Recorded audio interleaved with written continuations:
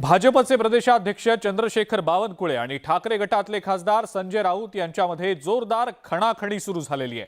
विधानसभा निवडणुकीत ज्यांचं तिकीट कापलं गेलं होतं त्यांनी जास्त बोलू नये असा टोला संजय राऊतांनी लगावला होता। राऊतांच्या टोल्यानंतर राजकीय संघर्ष आता भीषण झालेला आहे। राजकारणातली कहाणी घर घर की। कोण बावनकुळे? त्यांना विचारा तुमचं तिकीट का कापलं होतं?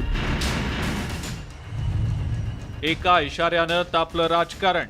आज तुम्हाला शेवटची संधी दिली आहे, यानंतर बोललात तर लक्षात ठेवा, धमकी म्हणून समजा।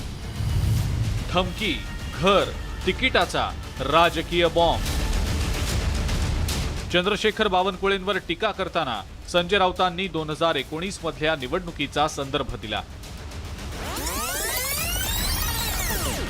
तत्कालीन भाजप शिवसेना सरकारमध्ये ऊर्जा मंत्री राहिलेल्या चंद्रशेखर बावनकुळेंना 2019 मध्ये विधानसभा निवडणुकीत उमेदवारी देण्यात आलेली नव्हती।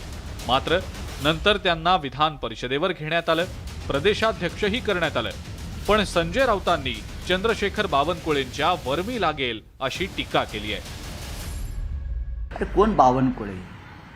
त्यांना विचारा तुमचं तिकीट का कापलं होतं 2019 साली? तुम्हाला घराबाहेर का पडू दिलं नव्हतं भाजपचे तुमच्या हायकमांडनेच? आणि शिवसेनेला धमक्या देऊ नका, हे तुमचं फिरणं सुद्धा आहे ना तुमच्या टांगांवरचं, टांगा सांभाळा तुमच्या। राज्यामध्ये फडतूस आणि काडतूस यावरून आता राजकारण पेटलंय। दोन्ही बाजूंकडून एकमेकांवर शाब्दिक हल्ले होत आहेत। उद्धव ठाकरेंना राज्यामध्ये फिरू देणार नाही असा इशारा बावनकुळेंनी दिला होता। त्यावर संजय राऊतांनी तिकिटाच्या माध्यमातून चिमटा काढला। या टीकेवर भाजपकडून जोरदार पलटवार करण्यात आलाय। मी संजय राऊत साहेबांना मागच्या 8 दिवसापूर्वी आवाहन केलं की सकाळचा भोंगा बंद करा। आता ह्या भोंग्यात काय आहे, सकाळीपासून वातावरण बिघडवतात। आता आमचं म्हणणं काय आहे, तुम्ही हे बंद करा। राज्यामध्ये शिवसेना आणि ठाकरे गटात सुरू झालेला संघर्ष थांबण्याची चिन्ह दिसत नाहीयेत। त्यातच आता ठाकरे गटाचा भाजप सोबतही संघर्ष सुरू झालाय। वर्षभरावर लोकसभा निवडणुकाही आल्यात, त्यामुळे राजकीय संघर्ष आणखी भीषण होणार असल्याचं स्पष्ट होत आहे।